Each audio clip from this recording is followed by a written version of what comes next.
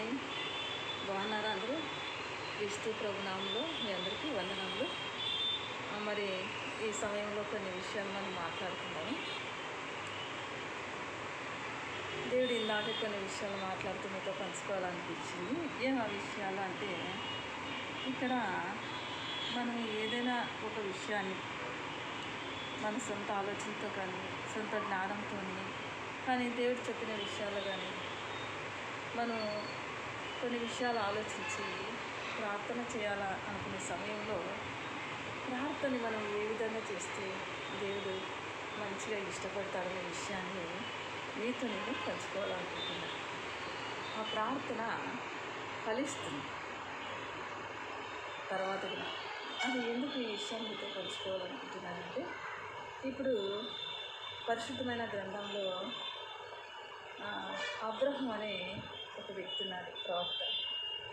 అబ్రహాము దేవునికి హృదయ సారుడు, అంటే దేవునికి చాలా లోబడే వ్యక్తి, మంచి వ్యక్తి. మరి ఈ అబ్రహాము ప్రార్థన చేస్తున్నట్టుగానే మాట్లాడతాడు, వింటున్నట్టుగానే మాట్లాడతాడు, కూర్చున్నా లేచినా దేవుడు మాట్లాడుతూ ఉంటున్నాడు.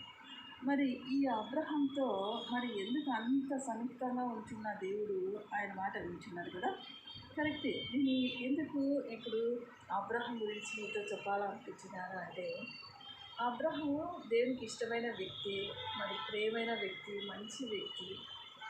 దేవుడు అబ్రహాం ఏదడిగినా కూడా చేస్తాడు కదా, అన్నీ మంచిగానే ఉన్నాయి. నేను ఒక విషయాన్ని మీతో చెప్పుకుంటున్నాను. మరి అబ్రహాము ఒక విషయాన్ని పదే పదే ప్రార్థన చేస్తూ వచ్చినాడు. ఏమి అంటే, ఒక ననివే పట్టణం అని మీకు తెలుసు. ఆ ననివే పట్టణంలో మరి అది ఎంతో భయంకరమైన పాపంతో నిండి ఉన్నది. భయంకరమైన దేవునికి కోపం కలిగి మరి ఎంతో ఉగ్రత కలిగి ఉంటున్న ఆ పట్టణం గురించి మరి దేవుడు ఆ పట్టణాన్ని కాల్చివేయాలని చెప్పేసి దేవుడు మాట్లాడినప్పుడు, దేవదూతను పంపించి కాల్చివేయాలనుకున్నప్పుడు మరి ఆ పట్టణంలో మరి అబ్రహాంకి తమ్ముడు లోతు గారు ఉన్నాడు. లోతు అనే వ్యక్తి ఉన్నాడు, తమ్ముడు ఉన్నాడు. మరి ఈ అబ్రహాంకి ఆ పట్టణాన్ని కాల్చివేస్తాను అంటానే, అయ్యో నా తమ్ముడు కుటుంబము వెళ్ళిపోతుంది అని ఆయన తమ్ముడు కోసము ఎంతో ప్రాధాయపడి ప్రార్థన చేశారు కదా, దేవుని పదే అడుగుతూ చేశారు. నేను ఎందుకు ఈ విషయం చెప్తానంటే, ఆ తమ్ముని కోసం ప్రార్థన చేసి ప్రాధాయపడి ఆ కుటుంబాన్ని రక్షించమని దేవుని అడిగే ముందు మరి ఆ లోతు కూడా అక్కడ ఒక్కరు కూడా లేడన్న దేవుడు. ఒక్కరు ఆ పట్టణంలో, ననివే పట్టణంలో ఒక్కరైనా నీతిమంతులు ఉంటే నేను ఆ పట్టణాన్ని కాల్చివేయను అన్నాడు. మరి ఆ పట్టణంలో ఒక్కరు కూడా నీతిమంతులు లేనప్పుడు మరి ఈ లోతు కూడా అక్కడ నీతిమంతుడే కాదు. మరి అలాంటప్పుడు ఇతను ఎందుకు రక్షించాలి, ఇతను ఎందుకు బ్రతికించాలి, కుటుంబాన్ని ఎందుకు రక్షించాలి, మరి అబ్రహాం ఎందుకు అలా ప్రార్థన చేశాడు అని మనం గమనిస్తే, ఆలోచిస్తే మరి అతని కోసమే ప్రార్థన చేసే బదులు ఆ పట్టణంలో ఉంటున్న వాళ్ళందరూ దేవునికి విరుద్ధమైన ప్రజలే, దేవునికి అందరూ అయాస్కరమైన ప్రజలే, మరి అందరూ చాలా భయంకరమైన పాపంతో నిండిన ప్రజలే. మరి ఆ ప్రజలందరినీ బయటికి ఏదో భయం కలిగించి ఏదన్నా గాయం చేసి వాళ్ళందరినీ బయటికి త్రోసివేసి ఆ పట్టణాన్ని కాల్చివేసింటే మరి అక్కడ ఉంటున్న ప్రజలు ఎంతోమంది దేవుని తెలుసుకునే వాళ్ళే కదా, తెలుసుకునిండు కదా. మరి ఎందుకు అబ్రహాం అలా ప్రార్థన చేశాడు? సరే చేశాడు అనుకున్నాం. మరి చేయడం వల్ల లోతు బయటకు వచ్చాడు. లోతు భార్య, లోతు పిల్లలు బయటకు వచ్చారు. వచ్చిన తర్వాత లోతు భార్య వెనక్కి చూసి మధ్యలోనే ఆగిపోయింది. తన ఇద్దరు కుమార్తెలతో అడవికి వెళ్ళారు. అక్కడైనా వాళ్ళు మంచిగా బ్రతికారు. దేవుని భయం లేదు. దేవుని భయం భక్తి లేనప్పుడు బయటకు వచ్చినా లోపలున్నా ఎక్కడున్నా అది నష్టమే, దానివల్ల ప్రయోజనం లేదు. ఎందుకు నేను ఈ విషయాన్ని చెప్తున్నానంటే, అక్కడ లోతు ఇద్దరు కుమార్తెలతో అడవిలో ఉంచినప్పటికీ ఆ దేవుని భయం ఉంటే అడవిలో ఉన్న స్త్రీ పురుషుడు కావాలన్నా దేవుడు పంపిస్తాడు. నువ్వు ఎక్కడో లోయలో ఉంటున్నా స్త్రీకి పురుషుడు కావాలన్నా ఎవరు కావాలన్నా దేవుడు పంపిస్తాడు. నువ్వు ఎక్కడో తెలియని భయంకరమైన ఎక్కడో ఉంటున్నాం అనుకో, తెలియని భయంకరమైన ప్లేస్లో ఉంటున్నప్పుడు కూడా దేవుడికి సమస్తము ఎరిగిన దేవుడు. అక్కడ కావాలంటే కూడా పురుషుడు ఇస్తాడు. మరి అక్కడ తండ్రితో చేయగలుగుతున్నారు పాపం అంటే వాళ్ళకి ననవే పట్టణంలో ఉంటున్న ప్రజలకి వీళ్ళకి ఇద్దరు కుమార్తెలకి లోతుకి తేడా ఏమీ లేదు. అంటే అక్కడ మనం గమనించాల్సిన విషయం ఏంటంటే దేవుని భయం భక్తి లేదు. ఆ దేవుని భయం భక్తి లేనప్పుడు వీళ్ళని బ్రతికించడం వల్ల ప్రయోజనం ఏముంది? అబ్రహాము గోజాడి ప్రార్థన చేశాడు. చేసి బయటకు తీసుకొచ్చినా కూడా వాళ్ళు ఏం మంచిగా ఫలించలేదు. నేను ఎందుకు ఈ విషయాలు చెప్తున్నానంటే ఆ ననవే పట్టణంలో ఒక్కరు కూడా నీతిమంతులు లేరు. ఒక్కరు కూడా నీతిమంతులు లేనప్పుడు అది అందరూ కాల్చివేయబడినా సంతోషమే. ఒక లేదు ప్రభా అందరినీ తరిమేయి. అదే గోజాడి ప్రార్థన. ఆ ప్రజలందరినీ బయటికి తరిమి కొట్టు ప్రభా, గాయించి లేకుంటే భయం కలిగించు. వాళ్ళకి ప్రాణభిక్ష పెడితే బయటకు వస్తే ఆ పాపాన్ని విడిచిపెట్టి ఆ గలీజ్నంతా విడిచిపెట్టి ఆ రోత జీవితం అంతా విడిచిపెట్టి దేవుని తెలుసుకొని మరి ఆ ప్రజలు మరి దేవుని రాజ్యానికి వెళ్ళడానికి అవకాశం ఉంటుందేమో. మరి ఎందుకు చేయలేదు అబ్రహము?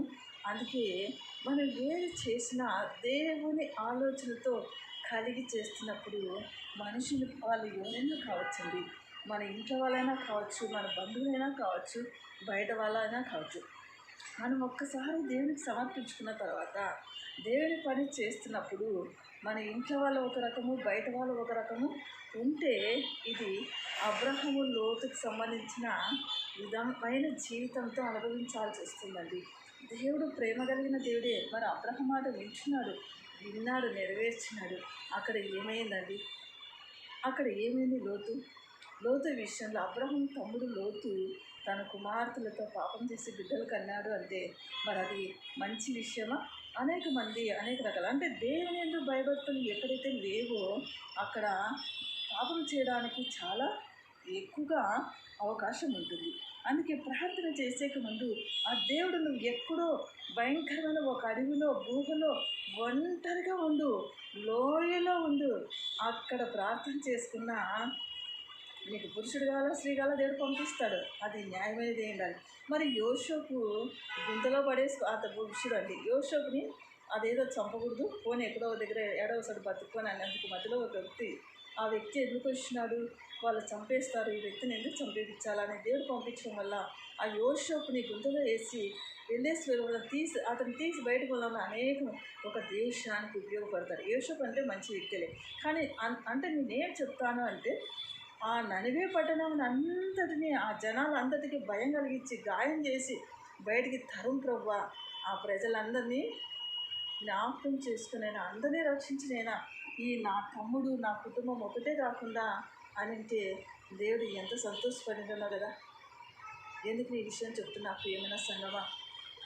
మనము నా ఇంట్లో వాళ్ళు బాగుండాలి, నేను బాగుండాలి, నా బంధువులు బాగుండాలి అనేది కాదు, దేవుడు చేస్తాడు. కానీ ప్రజలందరూ బాగుండాలి. ప్రాణము చాలా విలువైంది. దుర్మార్గుడి ప్రాణం విలువైందే, మంచి ప్రాణము విలువైందే, వ్యభిచారి ప్రాణం విలువైందే, దొంగ ప్రాణం విలువైందే. అందరి ప్రాణములు, మనుషుల ప్రాణములు విలువైనటివే. కానీ నేను ఏ విషయం చెప్తానంటే దేవునికి లోబడాలి. దేవుడు ఎలా చెప్తే అలా ప్రభా సరే అన్నప్పుడు వాళ్ళకి వేలు వేరే ఉంటాయి, మార్గాలు వేరే ఉంటాయి. దేవుడికి ఇష్టంగా బ్రతికినప్పుడు బ్రతకగలుగుతారు. కానీ దేవుని ఆత్మీయ స్థితిలో చనిపోయిన తర్వాత ఆయన రాజ్యంలోకి వెళ్తారు. నేను ఈరోజు అదే అనుకుంటా, ఆ ననవే పట్టణంలో ఆ ప్రజలందరినీ కాల్చే బదులు ఈ లోతు కుటుంబాన్ని కూడా కాల్చివేసినట్టే ఇంకా బాగుంటుంది కదా అనిపిస్తుంది. అందుకే మనం ప్రార్థన చేసేటప్పుడు అబ్రహం ప్రార్థన వల్ల చేయకుండా ప్రజలందరి క్షేమం కోసం వాళ్ళు ఎవరైనా కావచ్చు, మన శత్రువులే కావచ్చు, మన ద్వేషిస్తున్న వారైనా సరే, మనల్ని అసహించుకుంటున్న వారైనా సరే, మనకి హాని చేయాలనుకుంటున్న వారైనా సరే దేవునికి చెప్పి వాళ్ళని రక్షించే ప్రభావం నడిపించినప్పుడు ఆ ననివే పట్టణం లాంటి పట్టణాలు కూడా మరి మారి రక్షణ పొంది, ఎందుకంటే ఆ స్థలం అంతా కాల్చివేయబడిన గాయాలైనా భయాలైనా బయటకు వచ్చిన మరి దేవుని తెలుసుకుని వాళ్ళు కొందరైనా దేవుని రాజ్యానికి వెళ్ళింది కదా అని అనిపించింది ఈరోజు. ఎందుకు నాకు దేవునితో మాట్లాడుతూ ఉంటే ప్రార్థన చేసే ముందు నేను దేవునితో చాలా ఆలోచిస్తాను అనేక విషయాలు. ఎందుకంటే ప్రతి విషయాన్ని దేవునితో లెక్క చెప్పుకోవాలి. మనకి ఇష్టం వచ్చినట్లు మాట్లాడచ్చు, ఇష్టం వచ్చినప్పుడు ప్రార్థన చేయొచ్చు, ఇష్టం వచ్చింది వీడియో చెప్పినప్పుడు కూడా దేవుడు వింటాడు. కానీ వింటాడు కదా, చేస్తాడు కదా అని అది దాని ఫలితము లోతు కుటుంబం లాగా ఉంటుందండి ఫలితం. వాళ్ళు అబ్రహాము నీతిమంతుడే, కానీ ఏమయ్యా లోతు కుటుంబము సంతోషం ఉందా, సమాధానం ఉందా? లేదు. మరి అదే అనేక మంది ప్రజలకి అది ఎంతో భయంకరంగా ఉంటుంది. మరి అందుకే ప్రార్థన చేసిన తర్వాత క్షేమకరమైనది ఉండాలి. అందుకే నేను ఏదైనా అడిగినా కూడా క్షేమకరమైనదిగా ఉండాలి. లేకుంటే నాకెందుకు ప్రభా ఇది కొన్ని రోజులు తీసుకుని లోతు లాంటి జీవితము వద్దు.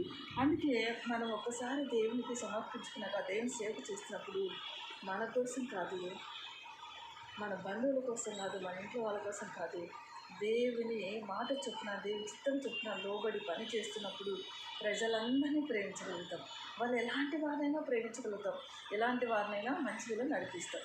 కానీ నాది ఏది నీది కాదు ఈ విషయాన్ని గమనించి మరి అందుకే అక్కడ అబ్రహాము 2 మిస్టేకులు చేశాడు. ఒకటి, వాళ్ళ సంతానం ఇస్తానని చెప్పినా కూడా దేవుడి మాటని మర్చిపోయి దేవుని మాట నిర్లక్ష్యం చేసి మరి వేరే వాళ్ళతో హగర్తో మరి పాపం చేసి మరి ఆమె జీవితం అర్ధాంతంగా వెళ్ళిపోతుంది. అలాగే ఫస్ట్ తప్పు చేసినాడు, మరి రెండో తప్పు కూడా చేసినాడు. ఆయన దేవుడు ప్రేమిస్తాడు అని పదే చేయకూడదు. కానీ అందుకే మనం అందరి క్షేమం కోరుతున్నప్పుడు దేవుడు మనకు విధానం చేస్తాడు. ఎందుకంటే ఇప్పుడు దేవుడిని చూడండి, సిలువ వేసేటప్పుడు ఆయన పిలాతు సిలువ వేసేటప్పుడు దేవుని గొప్పతనం తెలుసుకొని ప్రభా నాకు వీటిపైన ఇటువంటి నాకు నేరము, నాకు ఎటువంటి ఆయన రాజు అయినప్పటికీ నా మీద దోషం ఎలాంటిది ఏమీ లేదు ప్రభా, నాకు సంబంధం లేదని ఒప్పుకుంటాడు. ప్రతి విషయాన్ని దేవుడు చూస్తాడు, ప్రతి విషయాన్ని ఆలోచిస్తాడు. మనం చేసే ప్రతిదీ కూడా దేవుడు చూస్తాడండి. దేవునికి ఇష్టమైనది మనం చేయాలనుకుంటున్నప్పుడు, దేవునికి ఇష్టమైన కార్యాలు చేయాలనుకుంటున్నప్పుడు మాత్రమే చూస్తాడు. అందుకే ప్రార్థన అందరూ క్షేమం కోరుతున్నప్పుడు, దేవునికి ఇష్టంగా చేస్తూ వెళ్తున్నప్పుడు దారులు వేరేగా ఉంటుంది. అందరినీ రక్షించాలనే దేవుని ఉద్దేశం. మనల్ని కూడా పిలుచుకున్న పిలుపు విషయంలో కూడా మనం కూడా దేవునికి ఇష్టంగా కార్యాలు చేయాలని దేవుని ఉద్దేశం. మరి ఈ విషయాన్ని గమనించి అబ్రహాము వలె లోతుని మాత్రమే కాపాడమని అడగకుండా ప్రజలందరూ క్షేమం కోరుతూ అలా అందరినీ దేవునికి సమర్పిస్తూ మరి అందరినీ ఆయన రాజ్యానికి చేర్చుకోవాలని మన వంతు మనం ప్రార్థన చేస్తాం. దేవుని ఇష్టంతో రక్షణ ఆయన వశము. ఎందరైతే అడుగుతారో, ఎందరైతే ఆయన రాజ్యానికి వెళ్తారో, ఎందరైతే కావాలనుకుంటారో వాళ్ళందరినీ దేవుడు రక్షిస్తాడు. ఈ విషయాన్ని గమనించి మనం అన్ని విషయాల్లో దేవునికి ఇష్టంగా జీవించాలని, మరి ఆయనకి ఇష్టమైన మార్గంలో వెళ్ళాలని, ఆయన మాటకి లోబడి బ్రతకాలని, ఆయన చిత్తానికి లోబడి బ్రతకాలని, మన ఇష్టాలతో జీవించకుండా దేవుని ఇష్టాలతో వెళ్తున్నప్పుడు అన్ని విషయాలు మనం హ్యాపీగా ఉంటాము, సంతోషంగా ఆనందంగా ఉంటామనే విషయాన్ని గమనించి ఈ మాట దృష్టిలో పెట్టుకొని మరి అందరూ ఈ విధంగా జీవించాలని కోరుకుంటున్నాం. మరి ఈ మాటలు వింటున్న అందరు కూడా మరి అన్యులైతే మరి ఈ విషయాలు తెలియదు. చాలామంది బైబిల్ చదివినప్పుడు మరి అనేక విషయాల్లో లోతు కుటుంబాన్ని తీసి ఇలా తెలియపరుస్తున్నప్పుడు ఆ లోతు కుటుంబ పిల్లలు పాపం చేయడానికి కారణం ఎక్కడైతే దేవుని యందు భయభక్తులు కలిగి జీవించరో, దేవుని యందు భయం లేకుండా జీవిస్తారో పాపం చేయడానికి ఏమాత్రము అక్కడ భయం ఉండదండి. ప్రార్థన చేస్తున్న వాళ్ళు పాపం చేయలేరు. దేవుని యందు భయభక్తులు కలిగి జీవిస్తున్న వాళ్ళు పాపం చేయలేరు. దేవుని యందు లోబడి భయంతో వాళ్ళతో జీవించే వాళ్ళు పాపం చేయలేరు. వాళ్ళు ఎక్కడ ఉన్నా సరే దేవుడు ఉంటాడు అనే భయము వాళ్ళకు ఉంటుంది. కాబట్టి అవి లేనప్పుడు ఏ మనుషులైనా లోతు కావచ్చు, ఏ కుటుంబమైనా, ఏ ప్రజలైనా పాపం చేయడానికి బలహీనంగా పడిపోతారు. ఈ విషయాన్ని గమనించి మరి అందరూ కూడా అదే విషయాన్ని చూడకుండా మరి పరిశుద్ధమైన దేవుడు యేసు ప్రభులో ఏ పాపం లేని దేవుడు, ఎలాంటి దోషం లేని దేవుడు మన కోసం చనిపోయి తిరిగి వేసినాడనే విషయాన్ని గమనించి మరి దేవునికి ఇష్టంగా మనందరూ జీవించాలని మనసారా కోరుకుంటూ ఈ మాటలు మీరు అందరూ కూడా ధ్యానిస్తూ దేవునికి ఇష్టంగా జీవించాలని మనసారా కోరుకుంటూ ఈ మాటల్ని మరి మీరు విన్నందుకు మరి ఆత్మీయతలో బలపడుతూ దేవునికి ఇష్టమైన మార్గంలో నడుస్తారని మనసారా కోరుకుంటూ మరి ఇంకా ఏవైనా తెలియని విషయాలు ఉంటే నాకు తెలియపరచండి. మరి వినండి, మరి లైక్ చేయండి, కామెంట్ చేయండి, సబ్స్క్రైబ్ చేయండి, మరి ముందుకు నడిపించండి. ఫేస్బుక్ ఫ్రెండ్స్, వాట్సాప్ ఫ్రెండ్స్, మరి యూట్యూబ్ ఫ్రెండ్స్ మీ అందరికీ కూడా కృతజ్ఞత చెల్లించుకుంటున్నాను. Thank you watching for this video. To all, God bless you. మీ సరస్వతి.